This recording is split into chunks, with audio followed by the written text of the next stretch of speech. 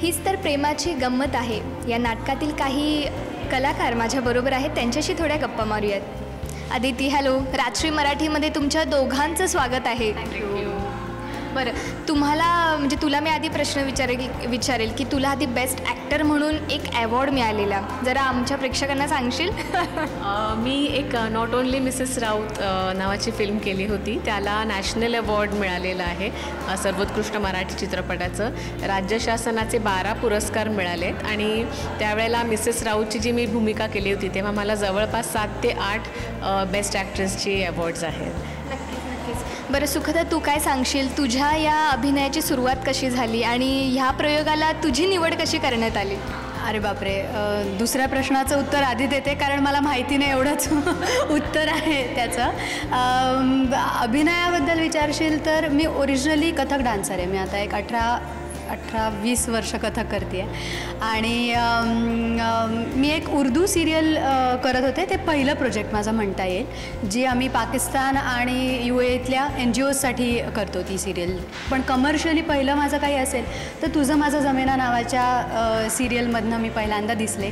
झीची मालिका होती ती, झी मराठीवरची. आणि त्यानंतर काही ना काही चालू आहे. स्टेजबद्दल विचारशील तर लहानपणापासून मराठी स्टेज खूप केलं होतं, मध्ये जरा ब्रेक लागला होता आणि आत्ता माझं हे मराठी कमर्शियली पहिलं नाटक जरी असलं तरी हिंदीतली 3 नाटकं माझी चालू आहेत ऑलरेडी, ज्याच्यातली 2 पृथ्वी थिएटरला परफॉर्म होतात आणि त्यामुळे लखनौ, बनारस, भोपाल असे प्रयोग चालू असतात.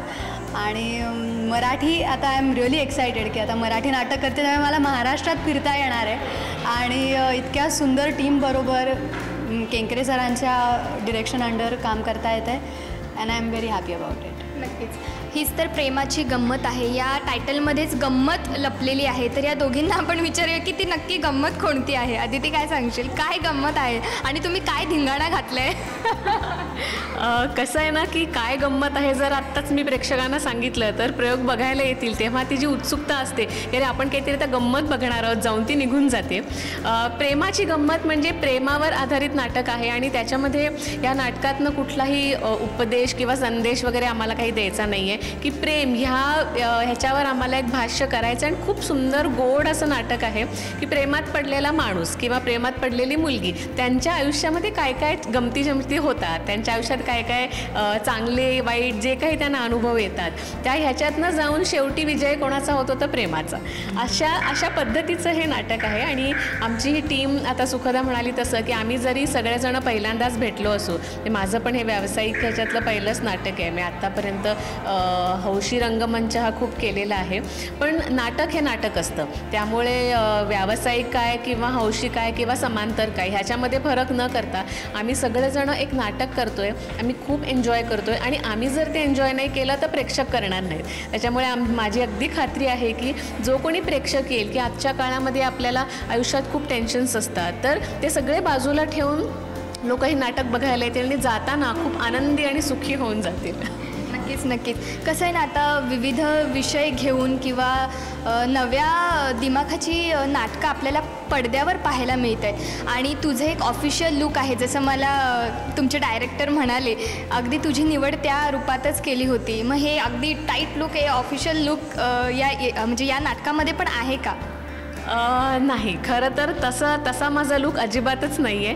म्हणजे आत्तापर्यंत प्रेक्षकांनी मला ज्या रूपात बघितलं आहे, की ज्या प्रकारच्या भूमिका मी केल्या आहेत, त्याच्याहून अतिशय वेगळी भूमिका आहे की खूप लाईट आपण म्हणतो ना की कॉमेडी असं म्हणू शकणार नाही, पण एक अगदी हलकी फुलकी, जसं प्रेक्षकांनी मला आजपर्यंत बघितलं नाही आहे.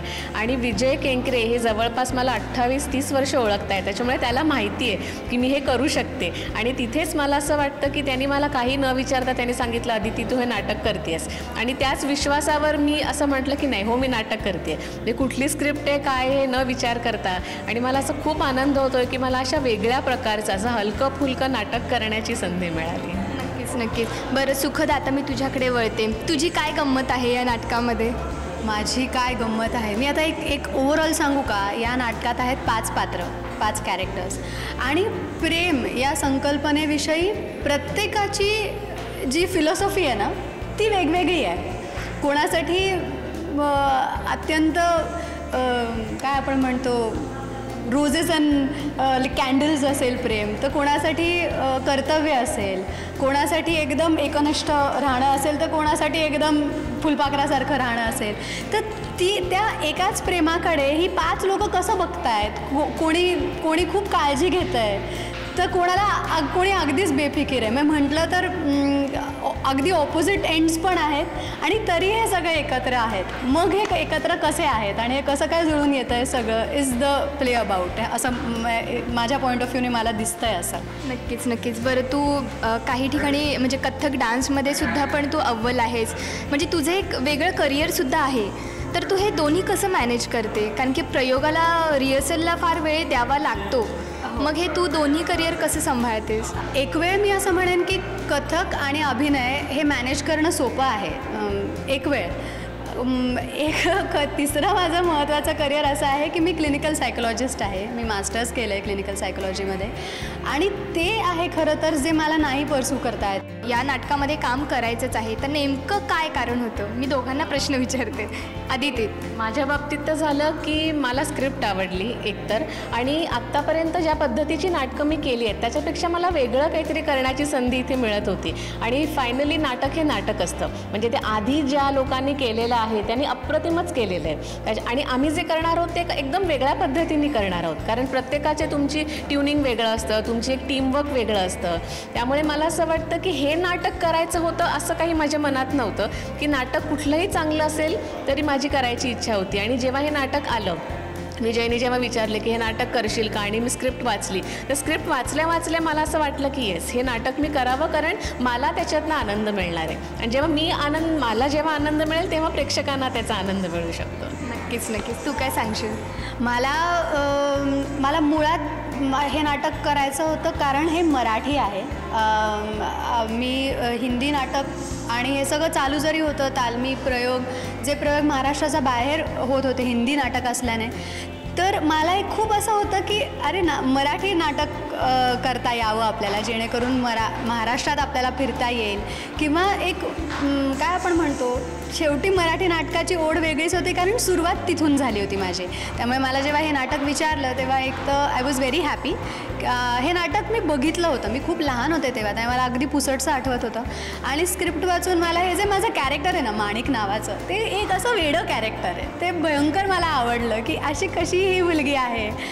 आणि माझं कॅरेक्टर मला विशेष आवडलं आहे, जे अजिबात माझ्यासारखं नाही आहे आणि म्हणून मला करायचं आहे. तुझी विरोधी आहे, म्हणजे तुला जी भूमिका मिळाली आहे ते अगदी तुझ्या विरोधात आहे. हो, कम्प्लीट. म्हणजे एकच गोष्ट कॉमन असेल माणिक आणि सुखदामध्ये की दोघींचं प्रेमावर खूप प्रेम आहे, पण बघायचे अप्रोच अरे देवा असे.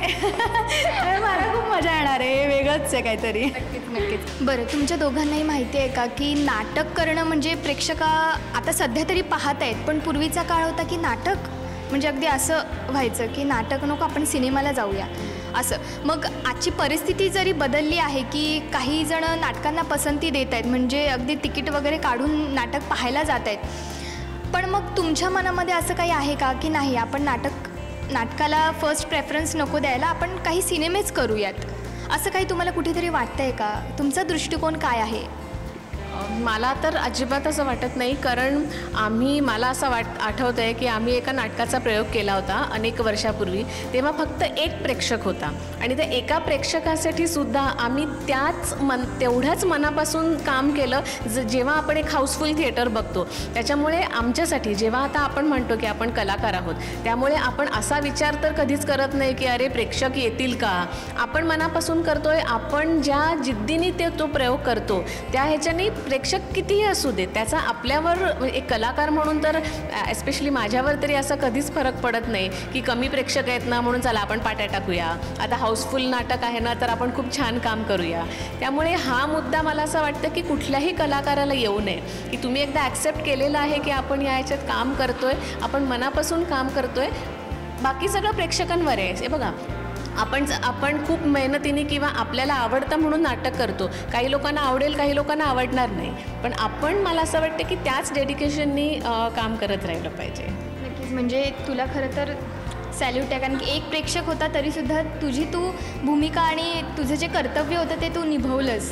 बरं, ह्या नाटकामध्ये असे कोणते ठराविक डायलॉग्स आहेत का की म्हणजे प्रेक्षक अगदी हसून त्यांचंही मनोरंजन होईल, असं काही असतात ना, असे काही पर्टिक्युलर शब्द असतात. तर आम्हाला सांगणार का ते काही डायलॉग्स?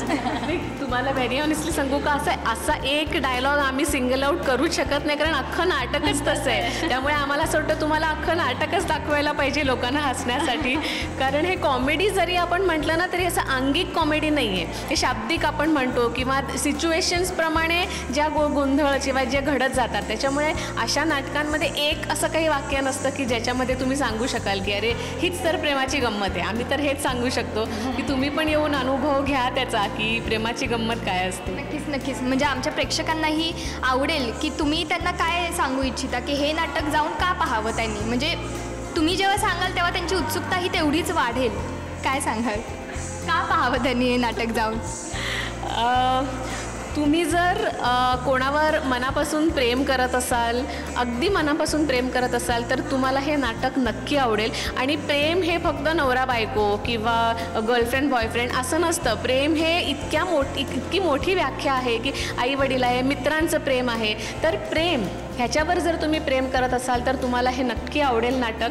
आणि तुमच्या सगळ्या आयुष्यामध्ये ज्या काही टेन्शन्स असतील, एवढी दगदग असेल, त्याच्यातनं जर तुम्हाला रिलॅक्स व्हायचं असेल, खूप छान आनंद घ्यायचा असेल प्रेमाच्या बाबतीत, तर तुम्ही आमचं नाटक नक्की येऊन बघा.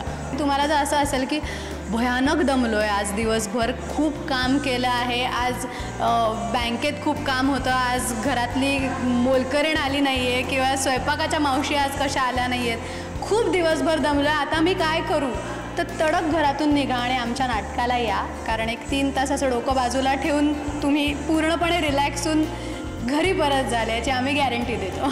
चला, तुमच्या या नवीन म्हणजे रिमेक जो येतो आहे ह्या नाटकाचा, त्याच्यासाठी खूप खूप शुभेच्छा दोघांनाही. Thank you. Thank you so much. Thank you.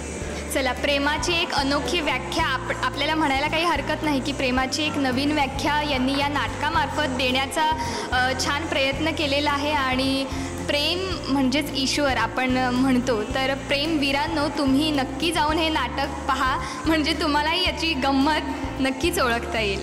Camera person पुनीतसह मी आर्या इल्हे, राजश्री मराठी. नमस्कार, मी सुखदा खांडकेकर. एक धमाल विनोदी नाटक घेऊन येतोय, हीच तर प्रेमाची गंमत आहे. या नाटकाविषयी, आम्हा सगळ्या कलाकारांविषयी काही जाणून घ्यायचं असेल तर प्लीज सबस्क्राईब करा राजश्री मराठी.